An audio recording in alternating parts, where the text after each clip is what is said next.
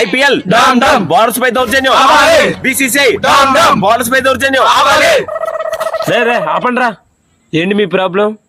International మ్యాచ్లు ఏదైనా సరే 6 పాయింట్ ఎకానమీతో వేసే బౌలర్స్ మేము. అలాంటిది ఐపీఎల్ అన్న పేరెట్టి ప్రపంచంలో అతి పెద్ద డేంజరస్ బ్యాట్స్మెన్ అందరూ తీసుకొచ్చి మమ్మల్ని కుప్పలు కొట్టినట్టు కొడతారా? అయితే ఇప్పుడు ఏం చేయమంటారు? ఈ ఫార్మాట్ మాకు నచ్చలేదు. ఈ ఫార్మాట్ మొత్తం తవ్వేసి కంకరాయలతో కొత్త పిచ్ రెడీ చేయాలి. ఎటు స్వింగ్ అవుతుందో బ్యాట్స్మెన్ కి అసలు తెలియకూడదు. ఇప్పుడు ఉన్న 4 బౌండరీలన్నీ తీసేయాలి. అవన్నీ తీసేసి 80-90 మీటర్స్ బౌండరీలు అన్ని తీసేసి 190-180 మీటర్లో పెట్టాలి. పవర్ ప్లే లో లాంగ్ ఆఫ్ లో ఫీల్డర్ పెట్టాలి. వాడు బౌండరీ యాత్రకెళ్ళి క్యాచ్ పట్టిన అవుట్ ఇవ్వాలి.